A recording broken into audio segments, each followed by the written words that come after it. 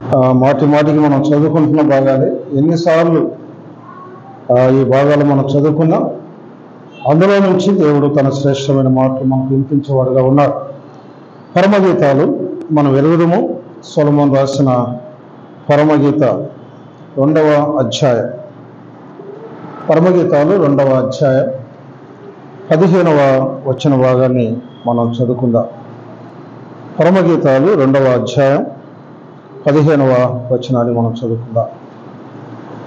మన ద్రాక్ష తోటలు పూత పట్టి ఉన్నవి, ద్రాక్ష తోటలను చెరుకు నక్కలను పట్టుకొనుడి, సహాయం చేసి గుంట నక్కలను పట్టుకున్నాడు. దేవుడి వాక్య భాగం మన వినికిల్లో దీవించుగా ప్రార్థించాం. దైవ తండ్రి, నీకు స్తోత్రాలు నాయన. ఈ ఉదయకాలం మీ పిల్లల వచ్చేకుండా నడిపించావు నాయన. మీ పిల్లలతో కలిసి నేను ఆరాధించగలిగే భాగ్యం మాకు ఇచ్చావు. తిరిగి మరికొంత సమయం మీ మాటలు విన్నారు నాయన. మీ మాటలు రుణంచులు కలిగిన వాడిగల కట్వం కంటే పదునైనవి, వినేవారిని చెప్పేవారిని కోసేవిగా ఉన్నాయి మీ మాటలు. అలాంటి మాటలు మేము వినగలడు సహాయం చేయమని, సంఘానికి మాకు ఆశీర్వాదకరంగా మీ మాటలు మాకు వినిపించమని, మీకే మహిమా ఘనత ప్రభావాలు ఆరోపించుకోండి. ఏ పరిశుద్ధ నామమును బట్టి అడిగి పెట్టుకుంటున్నాము తండ్రి, ఆమేన్. దయచేసి ఇదేమి కొత్త భాగం కాదు, మనం అందరం ఎరుగుతున్న భాగాలే, తెలిసిన భాగమే. అయినను ఉదయకాలం మీతో కొన్ని విషయాలు మాట్లాడాలని ఆశ కలిగి ఉన్నా. ఇక్కడ ఈ పరమగీతంలో రాసిన సొలొమోను 3 గ్రంథాలు రాశారు. సామెతలు, పరమగీతాలు, ప్రసంగి. ఈ 3 రాశాడు, కానీ 3 ఒక్కసారి రాయలేదు.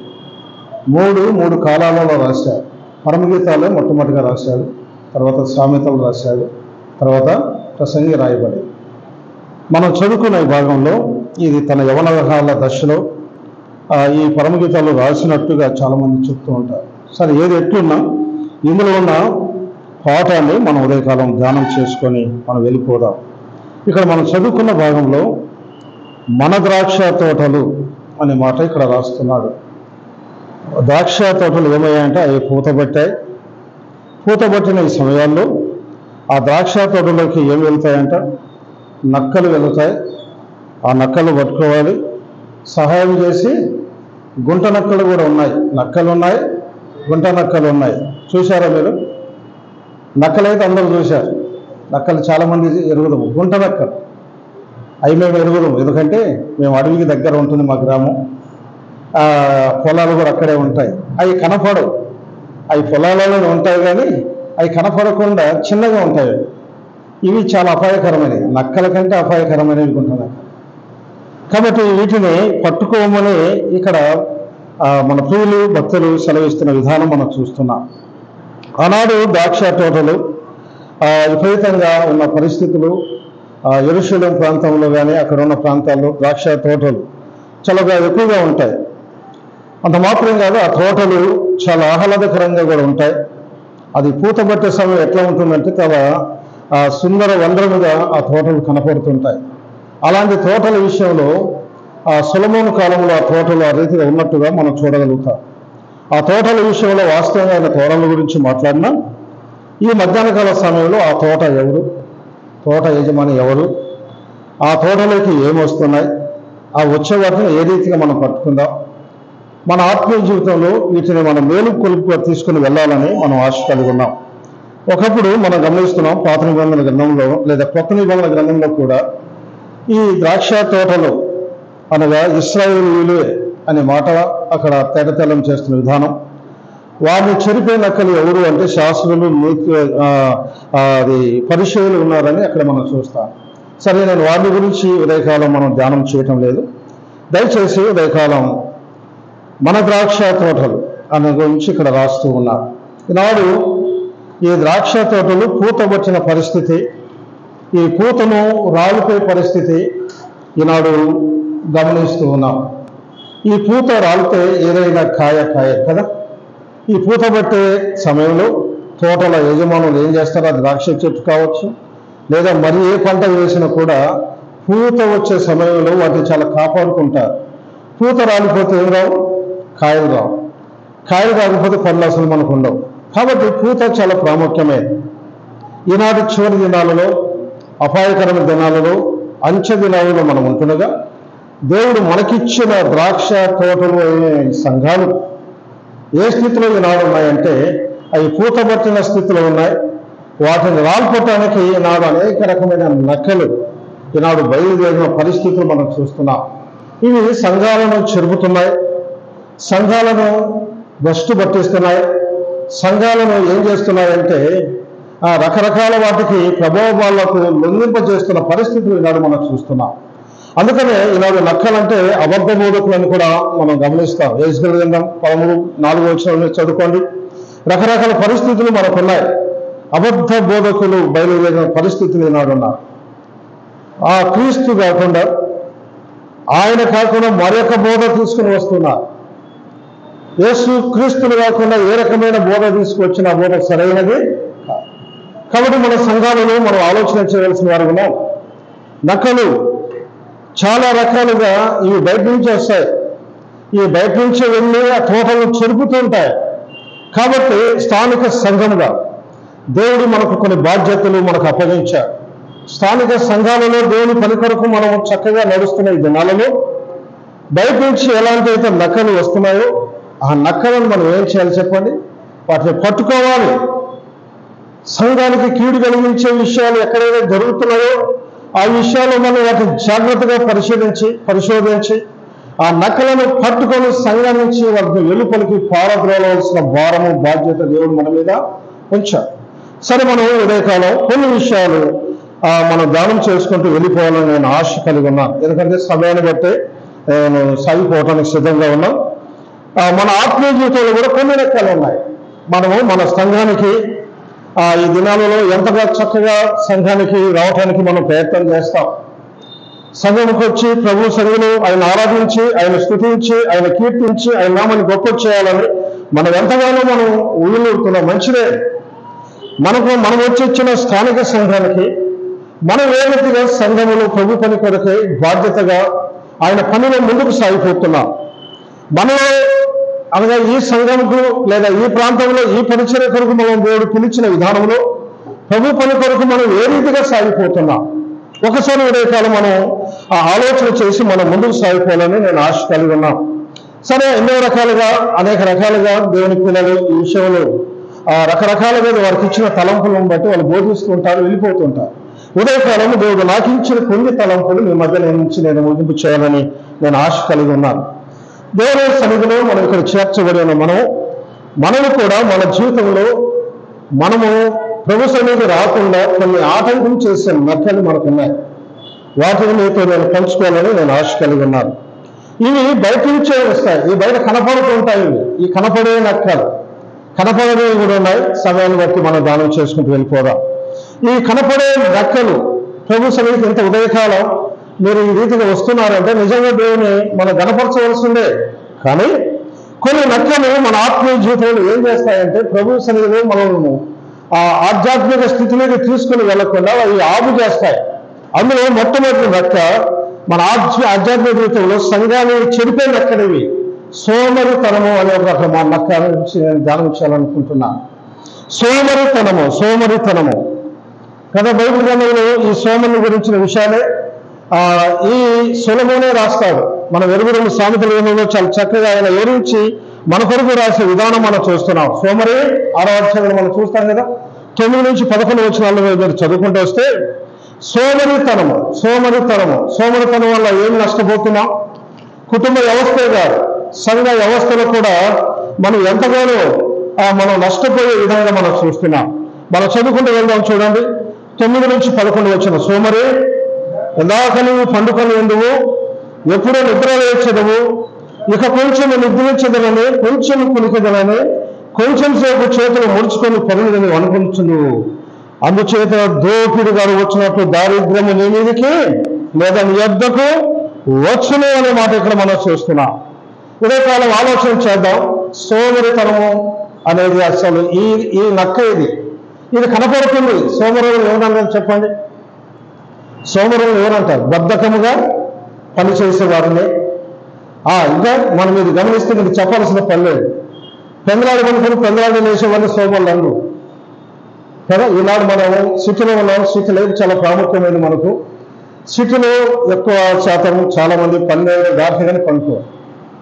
కానీ లేసే విధానంలో చూస్తే టిఫిన్ సమయం కూడా అయిపోతుంది కదా. 10 గంటల లోపల మనం టిఫిన్ చేయాలి.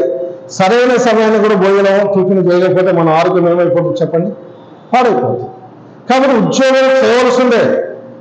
ఉద్యోగాలు మన కుటుంబం కొరకు, మన పిల్లల పోషణ కొరకు, ఈ లోకంలో మన బ్రతుకుదల కొరకు ఉద్యోగాలు చేయవలసిందే. కానీ సోమరితనము అనే పరిస్థితి రాకుండా జాగ్రత్త పడితే మంచిది. మీ ఆధ్యాత్మిక జీవితంలో మీరు ఆలోచించాలి. ఇలాంటి స్థితి ఉంటే నీ శారీరక స్థితే కాదు, నీ ఆత్మీయ స్థితి కూడా ఏమైపోతుంది చెప్పండి, దిగజారిపోతుంది. ప్రభు సన్నిధికి నియామకుడితో క్రమంగా జరుగుతున్న ఈ సమయంలో లేదా ఒక సమయాన్ని మనం కేటాయించుకుంటాం. ఆ సమయానికి రాకుండా ఈ సోమరితనం అనేది ఏం చేస్తుంది చెప్పండి. నేను సంఘానికి రాకుండా అది ఏం చేస్తుందంటే అది వాయిదా వేసే పరిస్థితి తీసుకొని వస్తుంది కదండి. ఇంకా కొంచెం ఆలస్యం ఈరోజు కాదులే. ఇందులో చాలా విషయాలు మనం చూస్తాం కదా. చదివాం చూడండి, సామెతల గ్రంథం 12వ అధ్యాయం 24వ వచనం. సామెతల గ్రంథం 12వ అధ్యాయం 24వ వచనం. శ్రద్ధగా పని చేయవారు ఏలుబడి చేస్తారంట. సోమవారం ఏ పనులు చేయాల్సి వస్తుంది? వెట్టి పనులు అంటే వెట్టి పనులు అంటే ఏంటి చెప్పండి. వెట్టేళ్ళు అంటారు, ప్రతి ఊర్లో కూడా వెట్టేళ్ళు అంటారు. మనం గ్రామాల నుంచి వచ్చాం, పల్లెటూరు నుంచి. ఆ ఊరు బయట ఉంటారు వెట్టి వాళ్ళు. వాళ్ళకి అన్ని పనులు చేయాల్సిందే, సమాజంలో పోవాల్సిందే, రకరకాల పనులన్నీ వాళ్ళే చేయాల్సిందే. వాళ్ళని వెట్టేళ్ళు అంటారు. సోమవారం ఏ ఆఖరికి ఆ పని చేస్తారు. దయచేసి ఉదయకాలం సంఘం అనే తోట దేవుడు మనకిచ్చాడు. సంఘం అనే తోటలో శ్రద్ధగా మనం పనిచేస్తే మన దేవుడు ఏం చేస్తాడంట, ఏదో చేస్తాడంట. సంఘములో దేవుడు పెద్దలుగా, పరిచారకులుగా వారికి ఇచ్చిన వరాలను బట్టి సంఘములో శ్రేష్టమైన పరిచర్యకు దేవుడిని ఏర్పాటు చేసుకుంటాడు. అది ఎవరిని అంటే శ్రద్ధగా పనిచేసేవారు. సంఘంలో శ్రద్ధగా పనిచేసేవారు ప్రభు కావాలి. మన సంఘంలో అలాంటి వారు ఉండాలని ప్రభు కోరుకుంటున్నారు. అందుకనే ఉదయకాలం సంఘంలో చెరుకు నక్కలు ఈ బయట నుంచి వస్తున్నాయి. అదే సోమరితనం. ఈ సోమరితనాన్ని మనం తీసుకోవాల్సిన పరిస్థితి మన ఆత్మీయ జీవితంలో ఉంది. కొన్ని విషయాలు చూడండి. 10వ అధ్యాయం 4వ వచనం కూడా చూడండి. సాయంత్ర గ్రంథంలో చాలా విషయాలు ఉన్నాయి. 10వ అధ్యాయం 4వ వచనం. బద్ధకముగా పని చేయడం ఏమవుతాడు? ధనికత కావాలా? ఏమా బద్ధకంగా పని చేస్తారు చాలా మంది. దయచేసి సహోదరుల విషయంలో కూడా నేను చెప్తున్నాను. మన కుటుంబ విషయంలో చాలా జాగ్రత్తగా మీరు మెలగవలసిన వారుగా ఉన్నాం. ఇంటిని చూడు, ఇల్లాలని చూడు ఒక సామెత. ఎవరైనా మన ఇంటికి ఒకళ్ళు వచ్చారనుకోండి, వచ్చిన ఇంటిలో ఎక్కడ ఉన్నారనుకోండి, అప్పుడే వచ్చిన వారికి ఏమర్థమవుతుంది, ఈ ఇంట్లో ఉన్న వాళ్ళే ఎంత బద్ధకస్తురాలు, ఎంత సోమరితనము.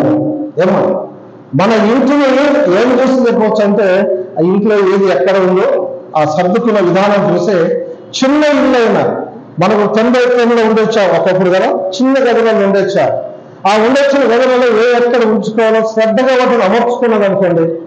ఆ అమర్చుకునే విధానం చూసి అప్పుడు వచ్చేవాళ్ళు చెప్తారు, ఈ తల్లి చాలా జ్ఞానం. నీ ఇంటిని చాలా జాగ్రత్తగా నువ్వు అలవర్చుకోవాలంటే నీలో ఉన్న సోదరులను అది వెళ్ళవలసిందే, బద్ధకం వెళ్ళవలసిందే. ఉదయకాలం ప్రాతకాలంగా నువ్వు లేచి ఆయన సమయంలో మొదలుకోవాల్సిందే. నీ జీవితానికి ఎంతో ఆశీర్వాదం. నీ కుటుంబాన్ని చక్కని మార్గంలో నీవు తీసుకుని వెళ్ళాలి అంటే కాకపోతే సహోదరుడు నీ కుటుంబ వ్యవస్థలను ముందు లేచి ప్రభుత్వంలో ప్రార్థన చేసి నీ కుటుంబం కొరకు పనులు చేస్తే నీ కుటుంబం దీవించబడిన కుటుంబంగా, నీ కుటుంబం ఆశీర్వదించబడిన కుటుంబంగా ఉంటుంది. ఈనాడు సహోదరులు కూడా పనులు చేస్తున్నారు, నేను చేయలేని చెప్పాను. కానీ దేవుడు నీకు ఇచ్చిన సమయం లేచి నీ కుటుంబాన్ని సరిదిద్దుకోవడం ఎంతైనా దీవెనకరమని, ఆశీర్వాదకరమని కూడా మనం చూస్తున్నాం. అందుకని కొన్ని మాట చూడండి. సామెతలు 24:30 వచనం చూద్దాం. సామెతలు 24వ అధ్యాయం 30వ వచనం. సోమరి వాడి చేయను నేను దాటిరాగా, తెలివి లేని వాడిని ద్రాక్ష తోట నేను దాటిరాగా, దాని ఎల్లంతట ముళ్ళ తుప్పలు ఏమున్నాయంట, బలిసి ఉన్నవి. సోమరం చేయను ఎట్టుంటుంది, తెలివి లేని ద్రాక్ష తోటలు ఎట్టుంటాయి. ఏమో సకాలంలో అందరూ ఇవాళ మనం గమనించండి. మన పల్లెటూరు నుంచి వచ్చాం, గ్రామాల నుంచి వచ్చాం, మనకు కూడా అంత ఇంత పొలాలు ఉన్నాయి. ఈ మే మాసం రాగానే మా పొలాల్లో ఉన్న వాళ్ళు వ్యవసాయదారులు ఏం చేస్తారంటే ఎరువులు వేస్తారు. ఎరువులు వేసిన తర్వాత వర్షాలు మొదలుపెడతారు, వెంటనే వాటిని దున్నుతారు, నాగలిసాలు వేస్తారు, పంటకు కావాల్సినంత వేస్తారు. ఆ తర్వాత వారు ఎంతగానో ముందుకు సాగిపోతారు. అదే సోమరుడు అనుకోండి, వాళ్ళు వేసినప్పుడు మనం వేస్తే ఏమవుతుంది పంట, ఈ నెల కాదు వచ్చిన నెల వేద్దామని అనుకోండి, ఆ వచ్చిన నెలకు వాళ్ళ పంట ఎట్లుంటుంది, నెల రోజుల ముందుగా ఆ పంట చాలా చక్కగా ఉంటుంది. నెల రోజుల తర్వాత నువ్వు కూడా మనసుంది బాగానే ఉంది, నెల రోజుల తర్వాత నువ్వు వేసిన పంట ఎట్లుంటుంది చెప్పండి. ఒకసారి ఆలోచించాలి. సమయానుకూలంగా వేసిన పంటలు అవి ఏ రీతిగా ఉంటాయంటే సస్యశ్యాములుగా ఉంటాయి. కుటుంబానికి కావలసింది దేవుడు సమృద్ధిగా ఇస్తారు. నువ్వు ఆలస్యంగా చేసిన పంట ఎట్లుంటుందంటే ఆ తర్వాత వారు కోతలు కోస్తారు, నీ కోతలకు రాబోతున్నాయి, నీ పంట అంతా ఏమైపోతుంది చెప్పండి, నాశనం అయిపోతుంది. బయట నుంచి అనేక మంది లేదా అనేకమైన ఆ జీవరాశులు వచ్చి ఏం చేస్తే పంటను, ఎందుకంటే మీరు ఒక్కడే ఉంది, అన్నీ అయిపోయాయి, అవన్నీ వచ్చి నీ పంటను ఏం చేస్తాయి, నాశనం చేస్తాయి. కాబట్టి మన ఆత్మీయ జీవితంలో కూడా ఇదే మనం నేర్చుకోవాల్సింది. మనం ఈ లోకంలో దేవుడు మనకి ఇచ్చిన జ్ఞానాన్ని అది ప్రభు పని కొరకు ఉపయోగించుకున్నా. బతకస్తులు చాలా మంది ఉన్నారు, చెల్లిలేని వారు ఉన్నారు. అలాంటి పొలాలలో ఏం నడుస్తాయంటే ములతుప్పలు, అవి బలిసి ఉంటాయి. ఆత్మీయ జీవితంలో ఇది కూడా మనకు పాఠమే. నీ ఆత్మీయ జీవితంలో నువ్వు ఎట్లా ఉన్నావు బాబు? చాలా విషయాలు ఉన్నాయి, కానీ మన సమయానికి ముందుకు వెళ్ళిపోదామని అనుకుంటున్నాను. నక్కలు అంటే మొట్టమొదటిది సోమరితనాన్ని తీసివేసుకుందాం. బద్ధకస్తులుగా ఉండకుండా పోదాం. ప్రభు సేవకి సోమరితనాన్ని ప్రక్కన పెడదాం. ఇంకొక మాట చూడండి, సామెతలు 19:15 చూడండి. సామెతలు 19:15. సోమరితనము గాఢ నిద్రలో పడవేయను. సోమరి వాడు ఏముంటాడంట, ఫస్ట్ ఎవరికి పెట్టడు, సోమరునికి ఎవరు పెట్టడండి, ఫస్ట్ పడి ఉంటాడు. గాఢ నిద్రలోకి పడేస్తున్నాను. దయచేసి జాగ్రత్త. అనే ఆత్మీయ జీవితంలో కూడా సాతానుడు నిన్ను గాఢ నిద్రలో పడవేస్తాడు. సంఘానికి వస్తున్నాం, సంఘంలో ప్రభు సేవలు ఆయన సేవలు ఎదుగుతున్నా మంచిదే. ఈ స్థితిలో సోమరితనం అనేది పనికిరా. ఆత్మీయ సోమరితనాన్ని తీసివేసుకుందాం. శారీరక రీతిలో సోమరితనం వెళ్ళిపోతే ఆత్మీయ సోమరితనంగా మనం ఉన్నాం. ఈనాడు మనం గమనిస్తున్నాం, సంఘ కార్యక్రమాలు చాలా చక్కగా ఇప్పుడే చెప్పారు పెద్దలు కదా, ఎక్కడెక్కడ ఏం జరుగుతున్నాయో అన్నీ వివరించారు. ఏం చేస్తాం కొన్నిసార్లు నిర్లక్ష్యం. 7:30 మనం పోయాలి, మనం 8 అవుతుంది, అదే పర్వాలేదు. కానీ చాలా మంది సమయాన్ని ఏం చేస్తున్నాం, వెలువరిస్తున్నాం. ఈనాడు మన సంఘాలు పెద్దల సంఘాలలో ఇదే జాగ్రత్త ఉంది. సమయానికి రావు, ప్రభుత్వానికి రావడానికి అందరూ వస్తాం, కానీ ఎట్లా రాని చెప్పండి, సమయానికి రాలేకపోతున్నాం. ఇందులో ఏముంది, సోమరితనం ఉంది. ప్రభుత్వానికి గమనించిన ఒకసారి మనం ప్రయాణాలకు వెళ్ళాలంటే లేదా డ్యూటీకి వెళ్ళాలంటే ఎంతసేపు ముందు పోతాం, ఒక అరగంట ముందు, రైతు గంట కూడా ముందు పోతాం కదా. అంటే దానికి నేను సోమరితనం దేనికి వస్తుంది, ప్రభు సన్నిధికి ఏమవుతుంది, మనం వేరే ఒక పాట కదా అయితే, మనం వేరే 2 పాటలు కదా అయితే. దయచేసి నా యొక్క ఆత్మీయ జీవితంలో ద్రాక్ష తోటను దేవుని సంఘం చెరిపే నక్కలు ఉన్నాయి. అందులో మొట్టమొదటి సోమరితనం. బాబు ఉదయకాలం గమనించండి. ప్రభు సన్నిధికి మనం అనుకున్న సమయం 7:30, నేను 7 గంటలకు వచ్చాను. అయితే నాకు సమయం, ఎందుకంటే నా సంఘం కాకుండా అలవాటు ఏంటంటే గంట ముందు వెళ్తాను సంఘానికి. పెద్దలు కూడా ముందు వచ్చి అన్ని చూసుకుంటారు కదా అని వాళ్ళందరూ అన్ని ఏర్పాట్లు ముందే చేశారు ఇక్కడ. అందరి బట్టి మీకు కొంతమంది తెలియజేస్తున్నాం. సమయానికి వచ్చారు. సమయానికి రావడం చాలా ప్రాముఖ్యమైనది. మనం అనుకున్న సమయం కంటే ఎవరు ముందుంటారు ఇక్కడ చెప్పండి, మన ప్రభువైన యేసుక్రీస్తే. నువ్వు 7:30 అనుకుంటే 7:30 కంటే ముందుగా ఆయనే ఉండి అన్ని విషయాలు ఆయన ముందు నడిపిస్తాడు సంఘాన్ని. ఏమి చేయాలో నీ కుటుంబ విషయంలో కూడా ఈ దినం ఆదివారం ఉదయకాలమే తొందరగా లేచి ప్రభుత్వానికి వెళ్ళి మొదటి పాడక నుండే సహాయాలు ప్రార్థన చేయకముందే నేను ఆయన సన్నిధిలో కనబడతాను అనే విషయం ఒక్కసారి నీ యొక్క ఆత్మీయ జీవితంలో రాత్రి వేళ కనుకుంటే నువ్వు ఆలోచన కలిగి ఉంటే ఉదయకాలం 12 కడ రావడానికి నీకు దేవుడు ప్రేరేపణ చేస్తాడు. దయచేసి సమర్థనను తీసుకెళ్ళి సోమరితనం అనేది చాలా అసలు జాగ్రత్తది. మన కుటుంబ వ్యవస్థను నాశనం చేస్తుంది, సంఘ వ్యవస్థను కూడా నాశనం చేస్తుంది. విధానం చేద్దాం. ప్రసంగం చేద్దాం. 10వ అధ్యాయం. ప్రసంగి గ్రంథం 10వ అధ్యాయం 1వ వచనం. బుక్కలోని తేనెలో పచ్చిని పొడిన చేత అది చెడు వాసన కొట్టును. కొంచెము బుద్ధిహీనత త్రాసులో ఉంచిన వాళ్ళ జ్ఞానమును ఘనతను తేలా. అమ్మా, కొంచెము బుద్ధిహీనత ఎంత కాదండి, అంతే. ఇక్కడ ఏమున్నట? బుక్కలోని తైలంలో చచ్చినీగలు పడితే ఎట్లుంటే చెప్పండి. ఏమా, చచ్చినీగలు మంచి తైలంలో పెట్టాలి, తేనెలో పెట్టావు, రకరకాల పదార్థాలు పెట్టావు, అవి పెడతావా? అది ఎట్లుంటుంది? మంచి వాసన వస్తుందా? ఎమ్మడి తీసి బయట పారేస్తాం. అదే కొంచెము బుద్ధిహీనత త్రాసులో ఉంచితే. త్రాసు అంటే అర్థమైందా? తక్కెడలో ఉంటే ఏమైంది? తక్కెలో దూస్తే ఏం చేస్తుంది? జ్ఞానమును ఘనతను ఏం చేస్తుంది? అది చాలా పోతుందంటే ఇది కింద పోతుంది, అది పైకే పోతుంది. అంటే ఏమి పోతుంది? కొంచెమే బుద్ధిహీనత కదండి. దావీదు రాజుపాక మునుపు ఎట్లున్నారు? ఎంతో సుబుద్ధిగా నడిచారు కదా. 1వ సమయంలో మనం ఎరుగురు 18వ అధ్యాయం 5వ వచనం, 14వ అధ్యాయం 15వ వచనం చూడండి. ఎంత సుబుద్ధిగా నడిచారంటే అంత సుబుద్ధిగా నడిచారు. అందుకే సౌలు తర్వాత దేవుడు దావీదునే ఎన్నుకున్నాడు.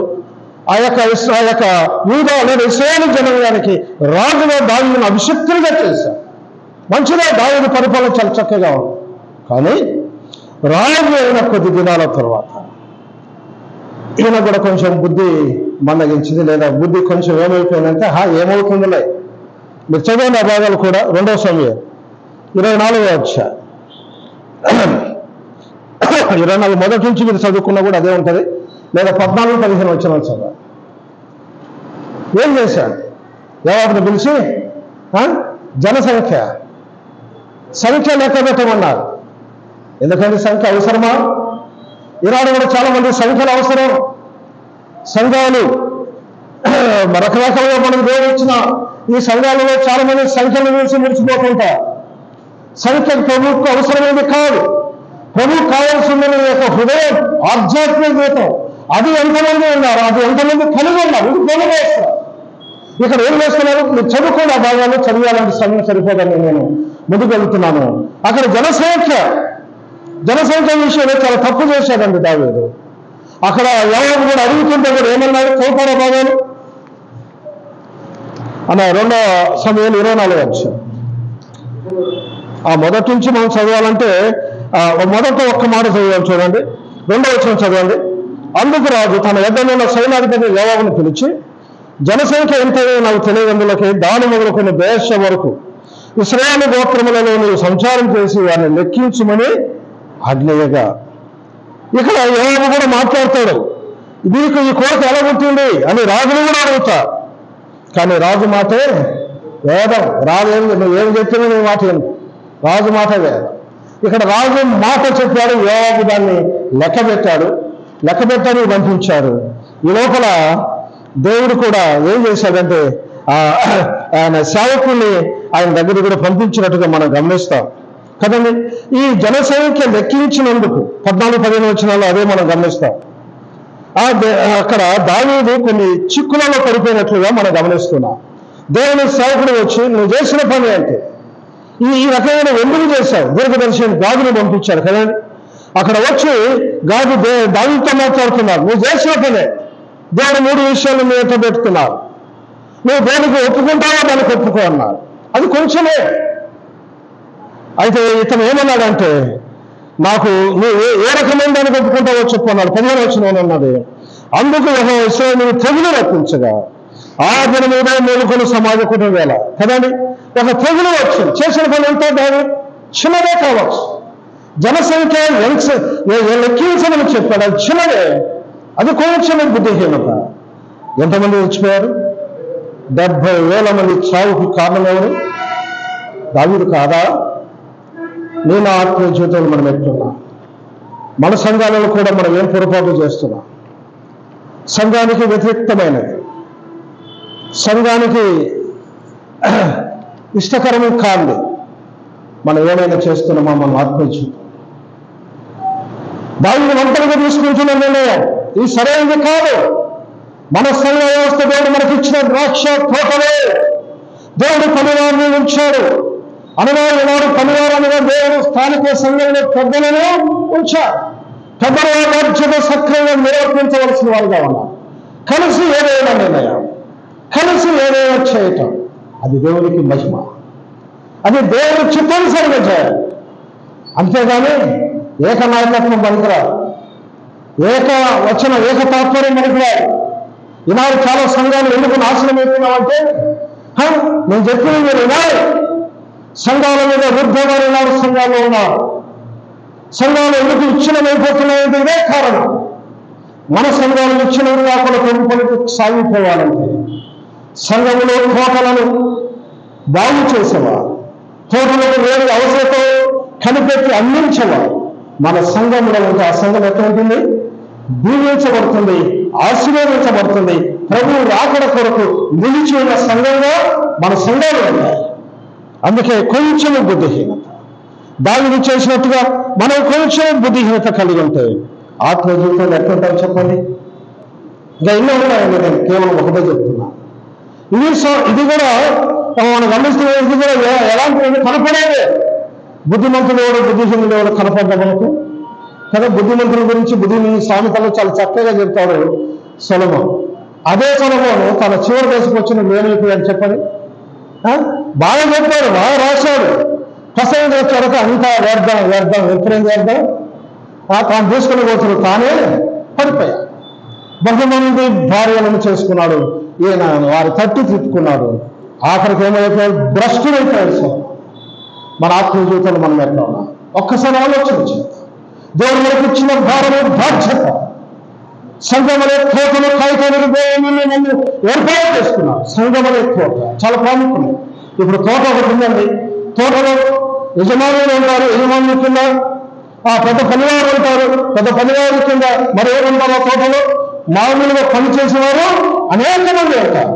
దేవుడు మనకి ఇచ్చిన తోటలు కూడా దేవుడు ఏం ఏర్పాటు చేసుకున్నాడు? పెద్దలు ఉన్నారు, పరిచారకులు ఉన్నారు, సంఘంలో రకరకాల పనులు చేయగలిగిన వరాలు కలిగిన వారు దేవుడు మన సంఘానికి ఇచ్చింటుందిగా. వారందరూ తోటలో పనిచేస్తే లేదా వారందరూ సంఘంలో పనిచేస్తే సంఘం ఎట్లుంటుంది? అది దీవించబడిన సంఘం, అది ఆశీర్వదించబడిన సంఘం. దయచేసి మొట్టమొదటి మనం గమనిస్తున్న సోమరితనం, రెండవది బుద్ధిహీనత. కొంచెమే దాని జీవితంలో కొంచెం. చాలా మంది ఉన్నారండి, నేను ఒక్కనే జ్ఞాపకం చేస్తున్న సమయం లేక.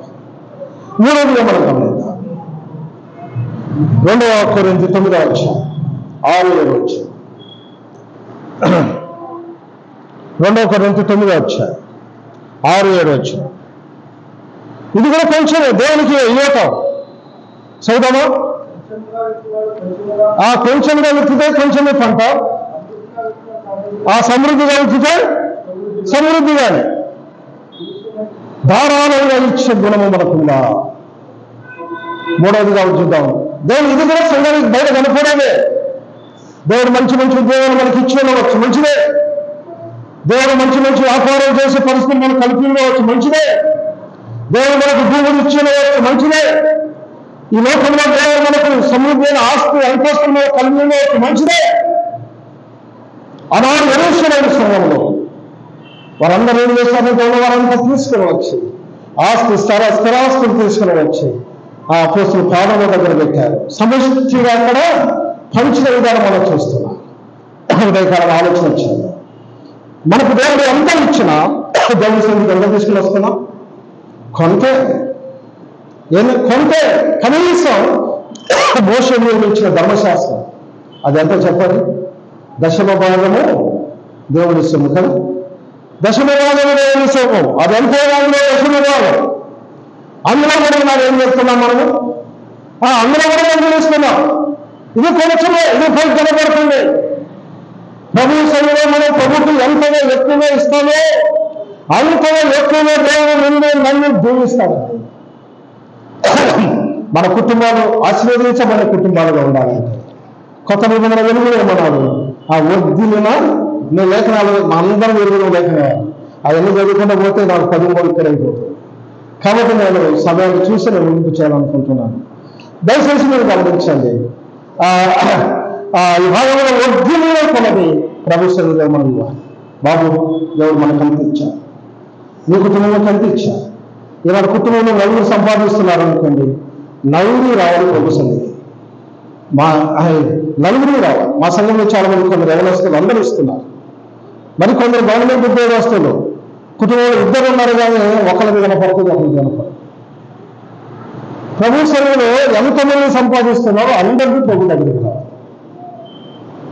వస్తుందా? మన కుటుంబాలు ఇస్తున్నామా?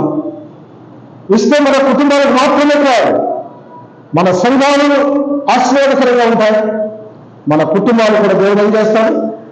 దీవెనకరంగా మారుస్తాడండి. కొంచెం మలాఖీలో కూడా మీరు చదువుకోండి. సామెతలు 11 ఒక మాట చూడండి. సామెతలు 11:24 చదవండి. సామెతలు 11:24 మర్చిపో 1-2 వచనం చదువుదా. వెదజల్లి అభివృద్ధి పొందేవారు కలరు. తగిన దానికన్నా తక్కువ ఇచ్చి దేనికి పోతారంట? లేనికి. తగిన దానికన్నా తక్కువ ఇచ్చే ఒకళ్ళే ఎక్కడికి పోతావు? లేనే. ఎప్పుడు చూసిన ఏదైతే ఎలా కర్రావని ఆయనను ఈ ఎక్కనో అడిగి తీసుకొని ఎప్పుడు ఇది ఎప్పుడు వస్తుంది? దేవునికి నువ్వు సరిగా ఇవ్వకపోతే. దేవునికి నువ్వు సరిగా ఇచ్చావనుకోండి, నీ కుటుంబంలో దేవుడు నీకు ఇచ్చిన దాంట్లో నీకు మిగిలిస్తాడు. అందులో మిగిలిస్తాడు దేవుడు. అలాంటి కృపను దేవుడు మన కుటుంబంలో ఇస్తాడు. 10:22 కూడా చదివే. యెహోవా ఆశీర్వాదం ఐశ్వర్యం ఇచ్చును, నరుల కష్టం చేత ఆశీర్వాదము ఎక్కువ కాదు. యెహోవా ఆశీర్వాదం ఏమిస్తుంది? నీకు ఐశ్వర్యం ఇస్తుంది దేవుని ఆశీర్వాదం. ఉదయం ఇంట్లో ఈ దావుడు ఏం చేశాడు చెప్పండి. మందసం వాళ్ళని ఒకరు తెచ్చాడు ఇచ్చా. ఆ భార్య అయ్యాను వేసిపోతే నా కుటుంబం ఏమైపోద్ది అనుకున్నారు. ఆఖరికి ఉభయదేవుడు ఎవరు చెప్పండి? గిత్తీయుడు. అంటే వాడు ఇశ్రాయేలీయుడు కాదు. వాడు ఎవరు చెప్పండి? ఫిలిష్తీయుడే. కానీ ఆ దావీదుకు ఎన్నంటూ ఉన్నవా వాడి ఇంట్లో వెళ్ళిపోయా. ఏమని చెప్పండి? ఉభయదేవుడు ఎందుకు 3 మాసాలు ఉభయదేవుడు ఇంట్లో పెడితే ఉభయదేవుడు నుంచి దేవుడు ఏం చేశాడు? ఆశీర్వాదకరంగా మలిచాడు. కారణం ఈ ఎన్నికల సమయంలో ఉభయదేవుడు నుంచి ఏ రీతిగా దేవుడు ఆశీర్వాదకరంగా మార్చాడు. మన కుటుంబాలకు కూడా దేవుని మనసుమైన దేవాన్ని దేవుడు మన కుటుంబాలు ఉన్నప్పుడు దేవుని ఆశీర్వాదం మనకు రాదా? దయచేసి గమనించండి. కారణం బాబు అయ్యా దేవుడు నీకు ఎంతో ఇచ్చా, అందులో ప్రభు భాగం ప్రభుత్విస్తున్నావా? ఇవ్వకపోతే అది నీకే కష్టాలు నష్టం. ఆయన భాగం ఎక్కడ తీసుకోవాలో నీకు తెలుసు. నువ్వు ఈ రకంగా ఇవ్వకపోతే నువ్వు ఏ రకంగా తీసుకుంటావంటే నేను దాన్ని చెప్పాల్సిన పని లేదు. హాస్పిటల్ పాలవుతావు, రకరకాలుగా రాని ఏ రోజు రాని ఖర్చులుగా దేవుని వచ్చి పడతాయి. ఎన్ని దేనికి కారణం అంటే ప్రభుకు నువ్వు సరిగా ఇవ్వకపోవటం. నాకు ఇచ్చింది ఉన్నాయి ప్రభు మాట్లాడుతున్నా. ఇది 3వదిగా మనం గమనిస్తున్నాం. 4వది కూడా చూద్దాం. చూడండి 1 కొరింథీ 5వ అధ్యాయం. 1 కొరింథీ 5వ అధ్యాయం 6వ వచనం చదవండి. 1 కొరింథీ 5వ అధ్యాయం. పిల్లలు చదివి తీస్తే చదవండి. పులిసిన పిండి కొంచెమైనను ఏదవచ్చు మీరు పులిపిండి లేని వారు కనుక కొత్త ముద్ద ఒకటి పాతమైన పులిపిండిని ఏం చేయాలి చెప్పండి? తీసి పారవేయాలి. ఏమా నేను దానికి పిండి ఇంత మిగిలింది అనుకోండి, ఈరోజు కూడా పిండి ముద్ద చేసి పెట్టారు. ఆ పిండి తీసి కలుపుతారా మీరు? ఎవరైనా ఏం చేస్తారు చెప్పండి? దాన్ని చేస్తారు, దీన్నే 2 కలిపారంటే ఆ పాత తెచ్చి ఇంకా కలిపింది. కానీ ఇదంతా ఏమైపోతుంది? పులిసిపోతుంది కదా. మన ఆత్మీయ జీవితంలో కూడా అంతే. పులిపిండి లేని వారికి ఉండాలని దేవుడు కోరుతున్నాడు. వాళ్ళు కొత్తగా ఇది చాలా నేను చెప్పకూడదు కానీ వివాహ జీవిత వ్యవస్థలో ఇది మన వివాహ వ్యవస్థలో చక్కగా కనపడుతుంది. అన్ని బాగానే అబ్బా సావుకుడు రావాల్సిందే, పెద్దలు రావాల్సిందే, అన్ని పనులు చక్కగా ప్రాధాన్యత అన్ని జరుగుతాయి. ఆఖరికి వివాహం మీద వచ్చినప్పుడు కొంచెమే ఉన్నా ఏం చేయలేదు, కొంచెమే పశువు పూసాం కదా. పెళ్ళిళ్ళు రాగానే ఏం మొత్తం పశువులు వేయాల్సిందే, నలుగులు వేయాల్సిందే. ఇది కొంచెమే. ఇది ఎవరు అన్నిటి వేస్తే సరే వదిలేద్దాం. దేవుని పిల్లలేనండి. దానికి కొన్ని చోట్ల ఈ తెలంగాణ ప్రాంతంలో ఈ జాగ్రత్త వచ్చి పడ్డది. ఈ తెలంగాణ పాస్టర్లకు వీళ్ళు వాళ్ళందరూ పాల్గొంటున్నారు. ఏమైనా నేను చెప్పాను వాళ్ళకు ఇది దేవుని కార్యం కానీ ఆయన చిత్తానుసారంగా జరిగించాలి. కాపలు అన్నవారైన వారే ఎట్లున్నారంటే మా ఏరియా కూడా ఖమ్మం మన సంఘం ఉంది, పెద్ద సంఘం. అక్కడ కూడా పెద్దలు ఏం చెప్తారంటే ఎన్నింటికి అవకాశం ఇచ్చారు. ఇది ప్రభుత్వ ఇష్టమైంది కొంచెమే అందుబాటులో ఈ కొంచెం కంటే పోతుంది మనకు. వివాహ వ్యవస్థ ఏం చేశారు చెప్పారు? ఎప్పుడు పత్రిక 17 వివాహం అన్ని విషయంలో ఘనమైనది. ఘనమైన వివాహం దేవుడు ఘనంగా జరిగించాలని ఇష్టపడితే నువ్వు అగౌరవపరుస్తున్నావు. దేవుడు ఈ యొక్క వ్యవస్థ కొంచెమే, ఈ కొంచెమే కొలిపండి నీ ఆధ్యాత్మిక జీవితంలో తీసివేస్తావు తల్లి. అంటే ఎంత ఏం చేస్తుందంటే ముద్దంతా చాలా చాలా చేస్తున్నాం. అది పిల్లలకు ఈ తెలంగాణ అలవాటు శారీ కట్టే అలవాటు. చిన్నపిల్లలు కౌమారిక దశ వచ్చినప్పుడు అది అస్సలు పిల్లల ఏజ్ అనేది బయటికి మనకు తెలియకూడదు. ఈనాడు ఏం చేస్తున్నాం మన కుటుంబ వ్యవస్థ? ఒక పాస్టర్ గారు ఉప్పల్లో రేపే సోమవారం ఈ మా మనవరాజు దున్యాలంటే బుద్ధి లేదు లేకని చెప్పి నేను రమ్మన్నాను. బంధువులే, నేను రాను. నా సంఘంలో కూడా ఎవరైనా చేస్తే కూడా వాళ్ళ ఇంటికి కూడా అడుగు పెట్టమని చెప్పాను. ఎందుకు నేను చెప్తాను? దేవునికి వ్యతిరేకమైన కార్యాలు. తల్లి, నీ పాప కౌమార దశకు వచ్చిందా? ఇంట్లో ప్రార్థన చేసి ప్రభువు నాకు ఇచ్చిన పాప ఒక దశ నుంచి మరొక దశకు వస్తుండగా ఆమె యవ్వన జీవితాన్ని నీవే కాపాడు. కొన్నిసార్లు ప్రార్థన చేస్తాను. దీని కొరకు ఒక బారసాల, దీని కొరకు లేదేదో బయట ప్రపంచంలో తెలియదు. బయట వారంతా కూడా ఏం చేస్తారు చెప్పండి విషయాలు? ఇది తప్పు లేదు. తప్పుడు సిద్ధాంతాల సంఘాలలో ఈనాడు వాళ్ళని నింపుతున్నారు, కానీ మన సంఘాల్లో కూడా ఎక్కడెక్కడ జరుగుతున్నాయి. దయచేసి జాగ్రత్తను మనం తీసివేసుకున్నాం. కొంచెమే ఈ కొంచెం ఏం చేయాలి? తీసివేద్దాం. ఈ వెనుకలు ఉన్నాయి, సంఘాన్ని నాశనం ఏమవుతున్నాయి, నీ ఆధ్యాత్మిక స్థితిలో నాశనం ఏమవుతుంది. తమిళనాడు గమనించాలి. 5వ మనం చూద్దాం. మత్తయి సువార్త 14:31. మత్తయి సువార్త 14:31 చదువుదాము. మనం ఎరుగుదాము. ఇక్కడ పేతురు ఏం చెప్తాడు? ఆ రాత్రి ప్రభు ఎక్కడ దేని మీద వస్తున్నాడు? నీళ్ళ మీద నడిచి వస్తుంటే ఆ పేతురు ఏమన్నాడు? ప్రభా నేను కూడా వస్తాను నీళ్ళ మీద నడిచి అనే సెలవు అడిగితే రమ్మన్నాడు. దేని మీద? ప్రభు దగ్గర వెళుతుంటే నీళ్ళ మీద నడుస్తున్నాడు.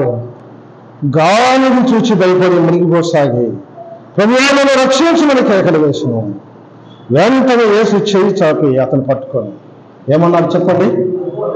అల్ప విశ్వాసి. దయచేసి గమనిద్దాం. విశ్వాసమే. ఏ విశ్వాసం? విశ్వాసమే. అల్ప విశ్వాసే. తల్లి విదేశాల నీరు విశ్వాసమే. యేసుక్రీస్తు యొక్క రక్తంలో మనం కలవబడ్డాం, ఆయన బిడ్డలుగా తీర్చబడ్డాం, మన హృదయాన్ని ప్రతిష్ఠ చేసుకున్నాం. కానీ ఇంకే విశ్వాసం ఉంది మనము? అల్ప విశ్వాసం. సందేహాలు పుట్టించేవారున్నా, సంశయాలు పుట్టించేవారున్నా దయచేసి హృదయకాలం గమనిద్దాం. విశ్వాసమును కర్త, దాన్ని కొనసాగించేవాళ్ళని యేసు వైపు చూస్తూ మన మధ్యలో పొందపు రంగంలో వాకితో మనం పరిగెత్తవలసిన భారము బాధ్యత చూడగా మనం ఎందుకు ఇంకా అల్ప విశ్వాసంగా విశ్వాసమే, కానీ ఎదుగు బతుకు లేదు. అంటే దాంట్లో మనం ఏముంది? కొంచెం తగ్గింది కదా. అందుకే అబ్రహాం ఎలాంటి వాడు? 90 సంవత్సరాలు దాటిన కూడా అబ్రహాం నిరీక్షణ కలిగి సాగిపోతుండగా 100 ఏళ్ల వయసులో అబ్రహాం దేనైతే విశ్వసించాడో ఆ విశ్వాసం బట్టి అబ్రహాం దేవుడు ఆ వయసులో ఎన్నించాడు. దేవుడు కుమారుడు ఇవ్వలేదా? ఆ సంతానమే ఆయన చెప్పినట్టుగా ఆకాశ నక్షత్రాల వేలే నీ సంతానాన్ని విస్తారంగా చేస్తాను అన్నాడే. అప్పుడు పుట్టిన అబ్రహాం ఒక్కడే కుమారుడు కావచ్చు. ఇస్సాకు ద్వారా యాకోబు ద్వారా పల్లెలు పోకుండా ఆ తర్వాత ప్రపంచమంతా దేవుడు అనేక రకాలుగా వంశాలను వృద్ధింప చేయలేదా? హృదయకాలం ఆలోచించేదా? విశ్వాసమే. అల్ప విశ్వాసం పని కాదు. శ్రమలు రాగానే చిన్న చిన్న శ్రమలు వస్తే ఏమైపోతుంది విశ్వాస జీవితం? అల్ప విశ్వాసం అయిపోతున్నాం. ఆయన మా ఇంటికి రావాలా, యేసు ప్రభు నమ్ముకుంటే అన్ని కష్టాలే మాకు. చాలా మంది ఈ రకంగా చెప్పేవారు లేకపోతే అల్ప విశ్వాసం బాగా విశ్వాసం కలిగి చేయవచ్చు. విశ్వాసంలో నిలబడతారు, దేవుడు గొప్ప కార్యాలు చేసి చూపిస్తారు. చాలా విషయాలు ఇక్కడ ఉన్నాయి, మనం ఎరుగుదము. హెబ్రీ పత్రిక 12 చదవాలి. హెబ్రీ పత్రిక 12 హెబ్రీ పత్రిక 12 7వ వచనం చదవమా. శిక్షాఫలం పొందగా మీరు సహించుతున్నారు, దేవుని కుమారులుగా మిమ్మల్ని చూచుచున్నారు. తండ్రి శిక్షింపని కుమారుడు. అవును, దేవుడు కొన్నిసార్లు మనం శిక్షించాలి. అంత మాత్రం చేత మనం అల్ప విశ్వాసంగా మారిపోకూడదు. ఆయన మనం శిక్షిస్తారు. అంత మాత్రం చేత మనం ఏం చేయాలి? ప్రభు కొరకు నమ్మకంగా సాగిపోవాలి. 13వ అధ్యాయం మీరు చదవండి. అక్కడే హెబ్రీ పత్రిక 13లో కూడా మీరు చక్కని 5 ఆలోచనలు ఉన్నాయి. అక్కడ ఏముంది? ధనాపేక్ష లేని వారే మీ కలిగిన వారితో తృప్తి పొందింది, నిన్ను ఏమాత్రమునో ఇడవను, నిన్ను ఎన్నడూ ఎడబారను. ఆయనే నేను ప్రభు ఏమంటాడు? ఆయనే సహాయకుడు. నా నరమాత్రం నాకేమి చేయగలని మాట ఇక్కడ చూస్తాం. కాబట్టి ఉదయకాలం ఆలోచన చేద్దాం. అల్ప విశ్వాసం, చిన్న శ్రమలు వస్తాయి. ఆ దోణిలో ఎక్కారు, ఆ రాత్రి అంతా దోణిలో వేసవినే ఉన్నారు. ఆ దోణి మీదకి ఏమొచ్చింది చెప్పండి? తుఫాను రేగింది, గాలి రేగింది, భయపడిపోతున్నారు. ప్రభు దగ్గరకు వచ్చారు. అయ్యా నీకు చింతలేదా? వెంటనే గాలిని గద్దించారు, తుఫాను ఆగిపోయింది. వారిని గద్దిస్తూ మాట్లాడుతున్నారు. దేవుడు ఉదయకాలం మనతో మాట్లాడుతున్నారు. 5 విషయాలు ఇక్కడ మనం చూస్తాం. ఈ నక్కలు అనగా బైబిల్ నుంచి వచ్చిన నక్కలేవి చాలా ఉన్నాయి, కానీ నేను అన్ని చెప్పడానికి ఇంకా చాలా కొన్ని ఉన్నాయి. ఇంకోటి కూడా ఆఖరిది కూడా ఉంది. ఈ నక్కలు అన్ని బైబిల్ నుంచి వచ్చే ఇవి మనం నాశనం చేస్తాయి. 6వదిగా చూద్దాం. యాకోబు పత్రిక 3వ అధ్యాయం 5వ వచనం.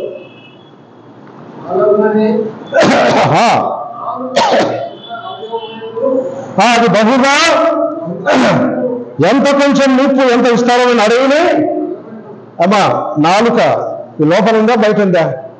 ఈ బయటకు అందరూ చూస్తారని అంటారు కదా, ఇది కూడా బయట అవ్వడమే. ఈ నాలుక గురించి దేవుడు చెప్తున్నాడు కదా. ఏమంటున్నాడు ఇక్కడ? ఇది చిన్నవాయనే, ఇది బహుగా వినపడుతుంది, అంటే అతిశయపడుతుంది. ఇది దీని గురించి చెప్పాలంటే ఎంత చెప్పినా కూడా సమయం సరిపోదు ఈ నాలుకల గురించి కదండి. ఇది ఏం చేస్తుంది? ఒక చోట మీరు అడవులోకి వెళ్తే, మా ఎండాకాలం వస్తే అడవులలో వెళ్తే చాలా ఇబ్బంది. ఒక చోట ఎక్కడో నిప్పు తగలబడిందంటే అడవంతా ఏమైపోతుంది? తగలబడిపోతుంది. ఈ నాలుక కూడా అంతే. అది పచ్చిదో నిజమో అది అబద్ధమో మనకు తెలియదు. ఒక్క విషయం ఏదన్నా ఎక్కడ విషయం అనుకోండి, ఈ అక్క ఎవ్వరూ నోట్లో ఉంచుకోదు హృదయంలో. వెంటనే మరొక అక్క చెప్తాను, అక్క ఇట్లంటే ఆ ఇంట్లో, అక్క అట్లంటే నా ఇంట్లో. ఏమైపోయింది చెప్పండి? అందరూ మరిసిపోతారు. చిన్నదే చిచ్చులు పెట్టేది నాలుకే, కుటుంబాల కలహాలు పెట్టేది నాలుకే, కుటుంబాలు కూల్చేది నాలుకే, అనేకులను దూరంగా దగ్గరున్న వాళ్ళని దూరం చేసేది నాలుకే. తనే నాలుకను స్వాధీనపరుచుకుంటావా? మన నాలుక స్వాధీనపరుచుకోవాలి.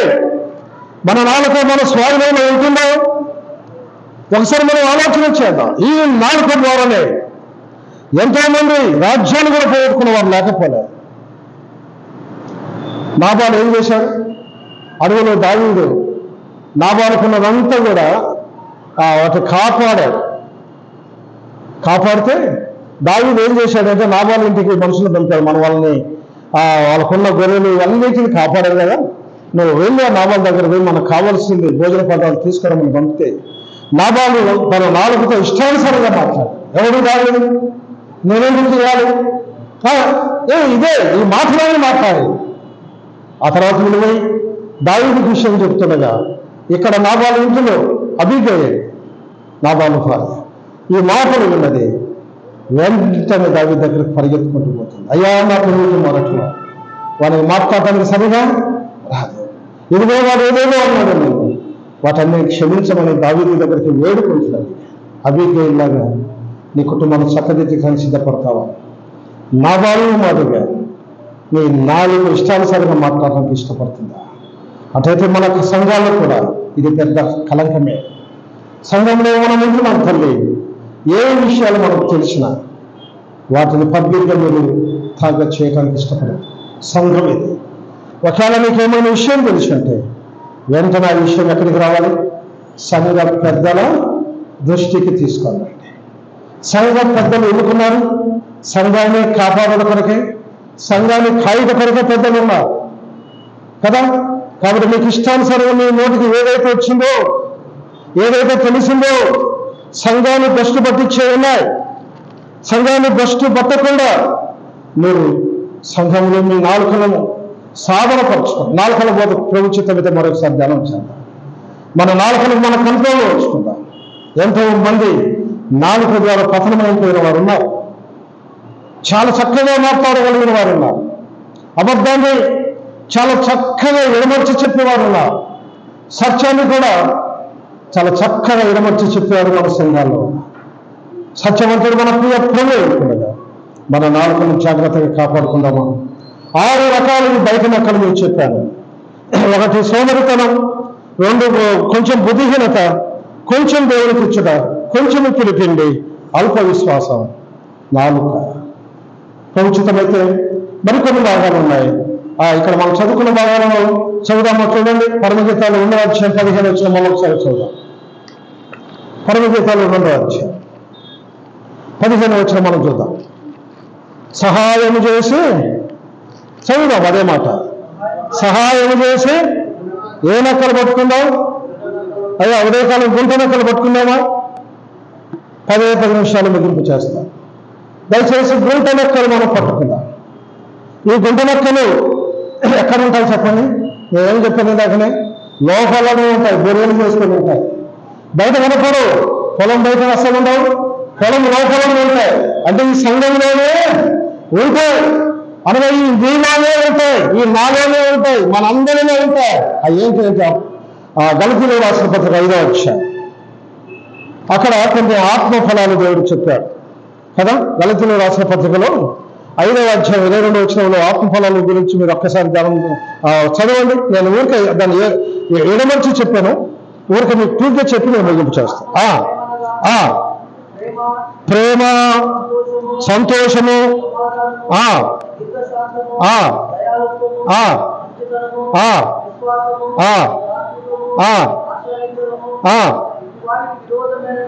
చాలు చాలు. ఎన్ని ఉన్నాయి చెప్పండి? ఫలాలు ఎన్ని? 9. ఇవన్నీ ఎక్కడ ఉన్నాయి? బయట ఉండవు. ఇవన్నీ ఒక వ్యక్తి లోపలనే ఉన్నాయి, మనలోనే ఉన్నాయి కదా. ప్రేమ, ప్రేమ లేకుండా చేసే గుంట నక్క ద్వేషం. ఒక వ్యక్తి మీద ఎంత ద్వేషం పెంచుకుంటాం? 1 Yohana 2:9 మీరు చదువుకోండి, నేను చదివించలేను. ప్రేమ లేకుండా చేస్తుంది, ద్వేషం పెంచుకుంటారు ఒక వ్యక్తి మీద. ఎంతో ప్రేమ కలిగిన వారు, అన్నిలోనే కలిగి సాగిపోతున్న వారు ఒకే ఒక్కసారి ద్వేషం పెంచుకుంటూ వస్తారు. ఎదుప్పుడు చెప్పుడు మాటలు వినటం వల్ల ఒక వ్యక్తి కాకుండా లేటం మధ్యవర్తి మరొకరు ఉంటారు కదా. వారేం చేస్తారు? ఈ వ్యక్తికి ఆ వ్యక్తి కాకుండా ఎన్నో మాటలు కారణాలు చెప్తారు, ద్వేషం పెంచుకుంటూ వేస్తారు. మనకు కూడా సాతాను అనేవాడు ఉన్నారు. నేను ఆత్మీయ జీవితంలో ఏం చేస్తాడు? ద్వేషం, ప్రేమ కూడా చేస్తుంది. నీ ఇంట్లో నీ కుటుంబ పిల్లలు కూడా మాత్రమే కాదు, నీ కుటుంబ వ్యవస్థలను కూడా ప్రేమ లేకుండా చేస్తుంది. సంఘమును కూడా చేసే పని అదేవాడు. మనకు దేవుడు ఇచ్చిన ఈ యొక్క ఆత్మీయులను, దేవుని సంఘమైన మందలు, లేదా మనకి ఇచ్చిన ఈ యొక్క తోటలో ప్రేమ చాలా ప్రాముఖ్యమైనది తల్లి. 1 Corinthians చదువుకుని 13వ అధ్యాయం ఆ అధ్యాయం అంటే దేని గురించి రాశారు? ప్రేమల గురించి నిర్వచనం. ప్రేమ అన్నిటినీ కప్పులు, ప్రేమ అన్నిటినీ తాళలు, ప్రేమ అన్నిటినీ ఓర్చును, ప్రేమ అన్నిటినీ సహించును. ప్రేమ ప్రేమ ఉందా మనలో? ప్రేమ తల్లి ఏ రకమైన ప్రేమ చూపిస్తున్నాం? రకరకాల ప్రేమలు చూపిస్తాం. మన పుట్టిన పిల్లల మీదనే, ఆ చిన్నోడి మీద ఒక భాగం, పెద్దోడి మీద ఒక భాగం. ఇది సరైన ప్రేమ కాదు. దేవుడు మనకిచ్చిన పిల్లలందరి మీద తల్లిదండ్రులు ఒకే ప్రేమ కలిగి ఉండాలి. రకరకాల ప్రేమలు చూపిస్తే మీ కుటుంబ వ్యవస్థలో చూడలేనట్టు. మన కుటుంబ వ్యవస్థలో మన కుమార్తెల మీద చాలా ఎక్కువగా ప్రేమ ఉంటుంది, మంచిదే కావాలి, అది బయటపడితే ఏమవుతుంది? కుటుంబ వ్యవస్థ నాశనం. మన పిల్లల మీద ప్రేమ మనం ఏ విధంగా చూపిస్తున్నాం, దాని వ్యతిరేకమైన ద్వేషం. ఇది లోపలనే ఉంటుంది. నీకు బాగానే ఉన్నాడు, బాగానే ఉన్నట్టుంటాడు, ఏం చేస్తాడు తప్పని కొంప కొన్నాడు లేరా? మన సంఘాలు లేరా? మన సంఘాల్లో సాగుతులు లేరా? సంఘాలను నాశనం చేసిన వారు లేరా? దయచేసి ప్రేమను తీసి ప్రేమ కలిగి ఉండాలి. ప్రేమకు ఆపోజిట్ అయిన గుర్తున్న ద్వేషాన్ని మనము తీసివేసుకుంటాం. రెండవది అక్కడ ఏమి ఇచ్చారు చెప్పండి? సంతోషం కదా, సంతోషం. మత్తయి 13:20 చదువుకో. సంతోషం అని పూతవాల్సి గుట్టనక్క విచారం. మన ముఖంలో ఎప్పుడు చూస్తాం? విచారం ఉంది. ఎప్పుడు చూసిన వాళ్ళు అక్కడే కనపడతాడు, అక్క కూడా అక్కడ కనపడతాడు. ఏంటన్నట్టు విచారం. ఎప్పుడు సంతోషంగా ఉండాలి. పిలుపులో రాసిన పత్రిక ఒక పేరు ఉంది, దాని పేరు ఆనంద పత్రిక. మళ్ళా చెప్పుదును ఆనందించండి. ఆనందం, ఆనందం, పరమానందం, భలే ఆనందం, నిత్యానందం కలిగి ఉన్నాము. దేవుని సంగ్రహానికి ఆనందం మనం ఎప్పుడు కలిగి ఉన్నాం. సంతోషమైన, దుఃఖమైన, ఉపద్రవమైన, మన కుటుంబంలో బాధ వచ్చినా, ఏది వచ్చినా నీలో ఉండవలసిన సంతోషం, విచారాన్ని నేను అనేక చోట్ల చూస్తున్నా. ఇదే మన ఆత్మీయతలో చదువుకుని పల్లె బాబు. మూడవగా మనం చూద్దాం సమాధానం కదా. సమాధానం అనగా ఐహిక విచారం తీసుకొస్తుంది. అశాంతి. సమాధానానికి ఆపోజిట్ ఉంది అసమాధానం అనవచ్చు, లేదా అశాంతి. సమాధానం కర్త, దాన్ని కొనసాగించవాలని యేసు వైపు మనము చూడాలి. సమాధానం ఉందా మనకు సమాధానం ఉండాలా? మనం ఉండాలని అనుకుంటాం, మంచిదే. ఎదుటి వారు కూడా మనతో సమాధాన పడితే ఎంత దిగుల కదా. అన్ని విషయాలకు సమాధాన పడాలి. ఆయన పేరే సమాధానకర్త. ఎడమకం ఏమ్మా బైబిల్ ప్రపంచానికి మనం ఆరాధన పాల్గొంటున్నాం. ఎట్లా ఉంది? సమాధానంతో ఉండి ఆరాధనలు చేస్తున్నావా? చాలా సంఘాలు, మన సంఘంలో కాదు, చాలా సంఘాలలో అది కనపడతాం. బల దగ్గర అటు ఇటు అంతే. కొన్ని చోట్ల కర్ణాటక ప్రాంతంలో కూడా మనం గమనిస్తాం. పలుకులుండవు ఆరాధనలు మాత్రం ఇది ప్రముఖిష్టమైనది. సమాధానం చంపివేసుకుంటున్నక్క శాంతి, అసమాధానం. నాలుగవది నేను వివరణ చేయలేకపోతుంది, అయితే క్షమించి. నాలుగవది దీర్ఘశాంతి. ఏముంది? దీర్ఘశాంతి లేకుండా చేసి గుంటలకు ఏంటనే దీర్ఘానికి ఆపోజిట్ కోపం చేయుడి కానీ పాపము, కోపపడుతుంది కానీ పాపము చేయకుండా వచ్చిన పాపం ఎప్పుడు రేపు దాటించారా, వారం దాటించాలా? తల్లి భర్త భార్య మీద, భార్య భర్త మీద, పిల్లల మీద కోపాలు ఎప్పుడో పోవాలి. నువ్వు కోపపడితే కోపపడు కదా, సాయంకాలానికి పోవాలి. నేను ఉండదు.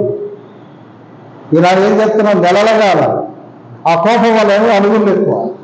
ఆ కోపంతో ఏమైపోతుంది? కుటుంబ వ్యవస్థ అస్తవ్యస్తం కదా. నీకు నా బయట తిండి ఎక్కువైపోతుంది, ఇంట్లో తిండి. కోపంతో ఏమొస్తుంది? నీ కుటుంబాన్ని సర్వ నాశనం చేసుకోబోతున్నా. ఇది కూడా ఎక్కడ లోపలే, బయట కనపడుతుంది కోపం. ఇది కూడా కుటుంబంగా తల్లి కోపం ఉందా? తీసివేసుకో. చాలా మంది కోపం పట్టిన వారు ఉన్నారు, లేకపోతే దానివల్ల నష్టం కొని తెచ్చుకున్న వారు కూడా. ఐదవదిగా చూద్దాం. ఇక మన గమనించి వెళ్ళిపోతాం. దయాలుత్వం.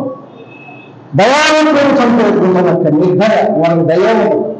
దయలేని పుత్రులు పుట్టాలని కదా మనం చూస్తాం. దయలేని పుత్రుడు పుట్టే ఒకటే సత్యం. అలాంటి స్థితిలో ఉన్నాం. నిర్దయ. వారికి దయలేదన్నా నా కడుపులో ఎట్లా పుట్టిందో చాలా మనమే మాట్లాడుతుంటాం. ఈనాడు పిల్లలను పట్టించుకునే వాళ్ళే, ఈనాడు ఓన్లైన్లో ఉంచుకుంటారు. ఎందుకు వచ్చాయో చెప్పండి. నువ్వు నేను సరిగా చూసి ఉద్యోగంలో రావాలా? మన కళ్ళ తల్లిదండ్రులు లేదా మన పెద్దలను మనం సరిగా చూస్తే ఆ ఓన్లైన్ వేడెక్కడక్కడ ఏమైతే ఏమంటారు. వీళ్ళు అనుకుంటారు రేపు నీ గతి కూడా అంతే అవుతుంది. తల్లి నీ అత్తమామలను నీ తల్లిని సరిగా చూడకపోతే నువ్వు కూడా అదే సంగతి వచ్చినప్పుడు నీ పిల్లలు కూడా ఏం చేస్తారు? నీకు కలిగిన వాడు చూస్తారు కదా, వాడు అదే చేస్తారు. కాబట్టి ఈ ఈ విషయంలో మనం గమనిస్తాం. దయచడం దయగలిగిన గుణం కలిగిన వాడు దైవజనులు ఎంతో మంది ఉన్నారు. నేను ఎడమర్చి చెప్పలేకపోతున్నాను. ఆరోగ్యం మనం చూద్దాం. మంచితనం మార్పు వేరే రేట్లో ఉన్నాయి కదా, అవన్నీ మీరు చదువుకున్న తర్వాత మంచితనం లేకుండా చేసుకుంటారు. అక్కడ చెడుతనం ఎప్పుడు వాళ్ళు చెడు చేయాలా, కీడు చేయాలి. హేబేలు కయ్యని జీవితంలో మనం చూసాం.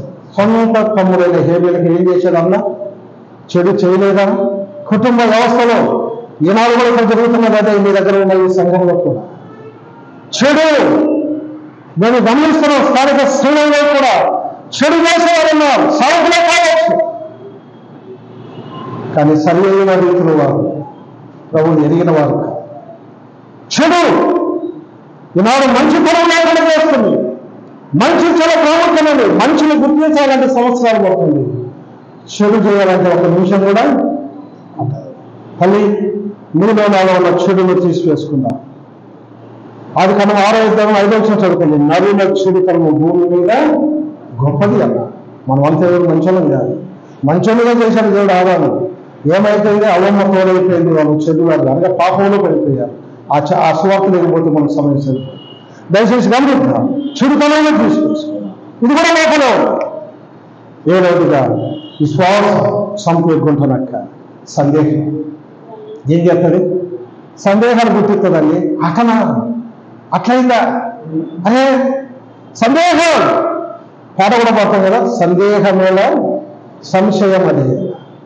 సందేహాలు ఎందుకల్లే అక్కడనే అన్నాను కదా, నవ్వుగా పల్లె అక్కడ ఆ సింధుర వృక్షం కింద వచ్చిన దూతలు మేఘలకి శారను గర్భం అనుకోదంటే నవ్వి సందేహం పడుతుంది. శార నవ్వలేదన్న నవ్వలేదన్నమాట మాట.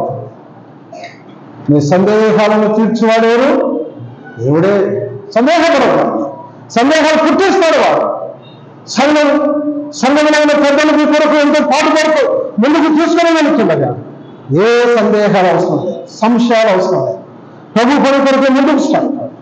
8వదిగా సాత్వికాన్ని చంపే గుంటనక్క కూడా మనం గమనిస్తూ ఉన్నాం.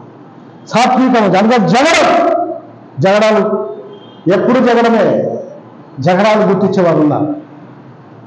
సాత్వికం ధన్యులు, వారు భూలోకమును స్వతంత్రించి ఒక వ్యక్తిని గురించి ప్రభు మాట్లాడారు.